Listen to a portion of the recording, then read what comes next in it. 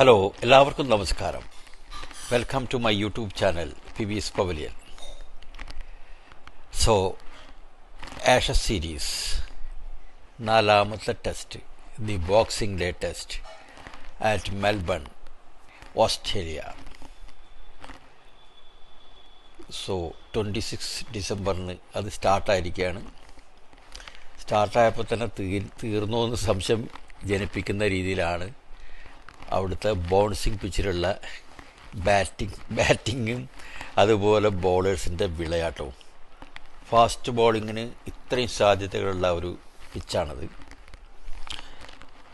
നല്ല 4-5 ഇഞ്ചും ഡീവിയേഷനിലാണ് ബോൾ സീമായി പോകുന്നത്. സോ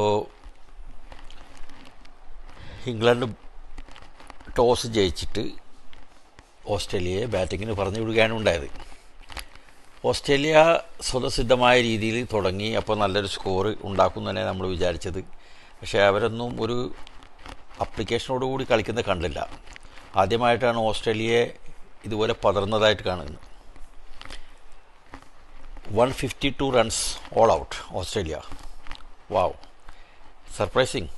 യെസ്, ഓസ്ട്രേലിയയുടെ ഒരു സാധാരണ രീതിയിൽ എന്ന് പറഞ്ഞാൽ അവർ സ്റ്റാർട്ടിങ്ങൊക്കെ മോശമായാലും ഒരു 4 down 5 down 6 down like tail end വരെ ബാറ്റിലാണ്. This time tail didn't wag. ഇത്തവണ ആർക്കും ഒരു നല്ല സ്കോർ കണ്ടെത്താനായില്ല, താളം കണ്ടെത്താനായില്ല.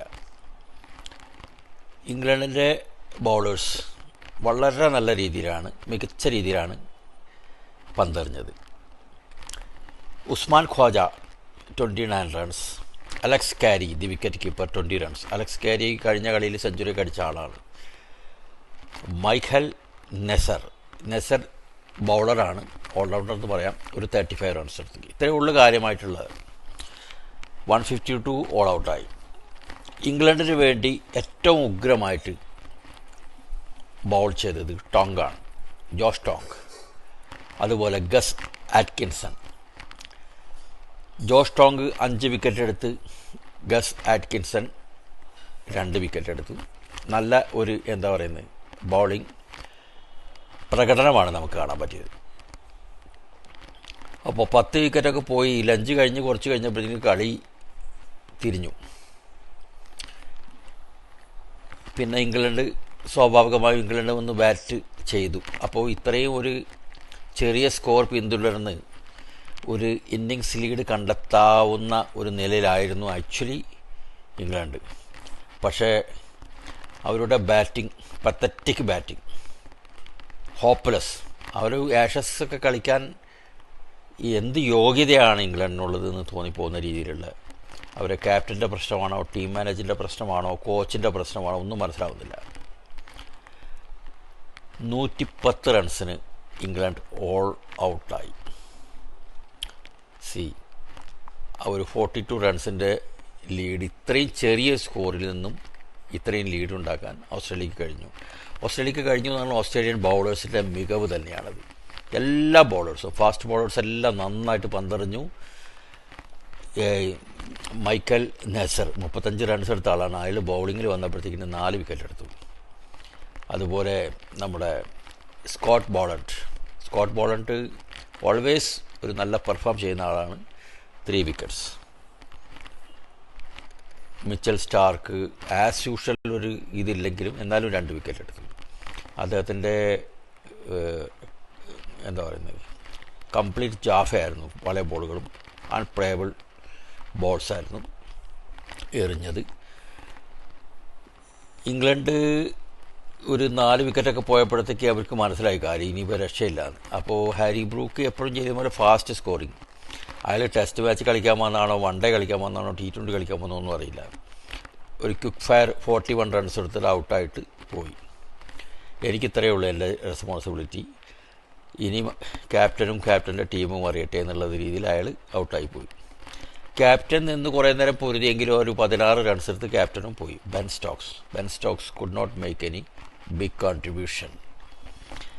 പിന്നെ വന്നിട്ട് ഇത് ആറ്റ്കിൻസൺ 2 വിക്കറ്റ് എടുത്ത് പന്തെറിഞ്ഞ bowler Gus Atkinson. He made a 28 runs. Last വന്നു 10ാമത്തെ ലാസ്റ്റ് വിക്കറ്റിന് വേണ്ടി ചെറിയൊരു കോൺട്രിബ്യൂഷൻ നടത്തി അദ്ദേഹവും ഔട്ടായി തിരിച്ചുപോയി. അപ്പോൾ അങ്ങനെയൊക്കെയാണ് ബോക്സിംഗ് ഡേ ടെസ്റ്റിൻ്റെ ഫസ്റ്റ് ഡേയിൽ തന്നെ സ്ഥിതി ഇതാകുമ്പോഴത്തേക്ക് ഇനിയിപ്പോൾ നാളത്തോണ്ട് കളി തീരുമായിരിക്കും. ചിലപ്പോൾ 2ാമത്തെ ദിവസവും 3ാമത്തെ ദിവസമൊക്കെ ആഷസിൽ കളി തീരുന്നുണ്ട്. ഓസ്ട്രേലിയയുടെ ബോളിംഗ്, ഫീൽഡിംഗ്, ഓൾറൗണ്ട് മികവ് എപ്പോഴും കാണുന്നതാണ്. But this time around Australia was also in a pathetic condition. They could not make any good score. Second ഇന്നിങ്സിൽ അവർ കളിക്കുന്നത് എങ്ങനെയാണെന്ന് നമുക്ക് നോക്കാം. ഓക്കെ,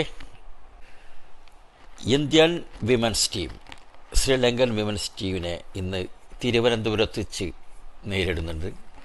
അവരുടെ 3ാമത്തെ T20 മാച്ചാണ്.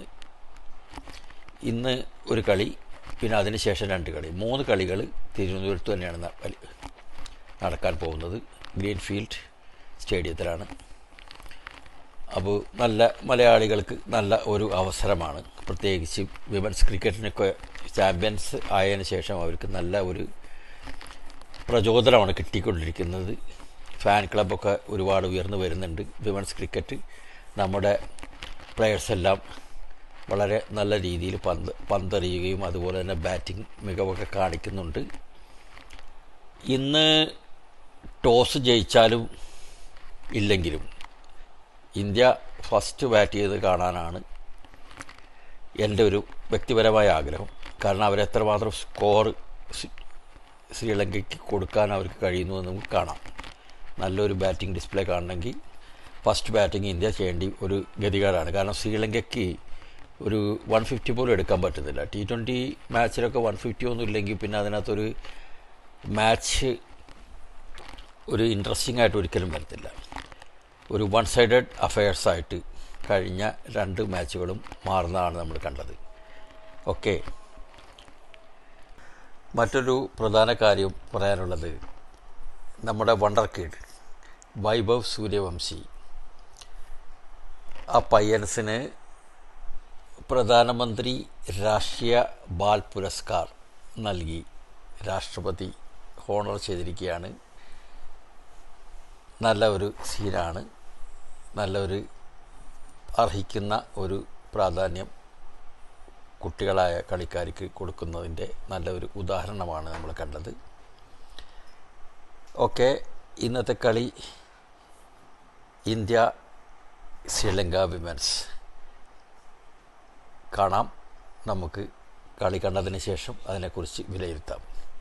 Please subscribe, like, share. Thank you very much.